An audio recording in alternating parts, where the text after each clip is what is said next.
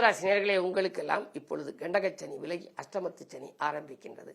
அஷ்டமத்து சனி என்று சொன்னாலே நீங்கள் பயம் கொள்வீர்கள். இருந்தாலும் கூட சனி குரு வீட்டில் இருப்பதனாலே பெரிய அளவில் பாதிப்புகள் ஏற்படாது. அதே நேரத்தில் ஜென்மத்தில் கேதுவும் இருக்கின்றார். ராகு கேதுக்கள் பயிற்சி வரை கொஞ்சம் பொறுமையாகவும் நீங்கள் இருக்க வேண்டும். குரு பயிற்சி காலத்திலும் உங்களுக்கு குரு உங்கள் ராசியிலேயே சஞ்சரிப்பது 13/6/2027. பொதுவாக அஷ்டமத்து சனி வந்துவிட்டாலே அலைச்சல் அதிகரிக்கும், ஆதாயம் குறைவாக இருக்கும், தடைகளும் தாமதங்களும் வந்து கொண்டே இருக்கும், தன்னம்பிக்கை குறையும். ஆனால் தன்னம்பிக்கை குறையாமல் பார்த்துக் கொள்ள வேண்டும். குறிப்பாக ஆரோக்கியத்தில் அதிக அக்கறை செலுத்துங்கள். சிறு தொல்லைகள் வந்தாலும் உடனடியாக மருத்துவ ஆலோசனைகளை பெறுவது நல்லது.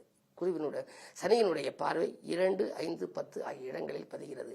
பணியாளர்களை நம்பி ஒப்படைத்த பொறுப்புகள் நடைபெறாமல் போகலாம். தொழிலிலே புதிய கூட்டாளிகளை இணைத்துக் கொள்ள முன் வருவீர்கள். உத்தியோகத்தில் இருப்பவர்கள் கவனக்குறைவில்லாமல் கவனச்சிதறல் இல்லாமல் பார்க்க வேண்டும். மேலதிகாரிகளின் வெறுப்புக்கு ஆளாகாமல் பார்த்துக் கொள்ளுங்கள். பொதுவாக அஷ்டமத்து சனி காலத்திலே வந்தவுடனேயும் சரி, நடுப்பங்கிலும் சரி, 3வது நிலையிலும் சரி, நீங்கள் அந்த சனி வருகின்ற பொழுதெல்லாம் ஒவ்வொரு சனிக்கிழமையும் விரதம் இருந்து சனி பகவானையும் வணங்க வேண்டும், விநாயகப் பெருமானையும் வணங்க வேண்டும், அனுமனையும் வணங்க வேண்டும்.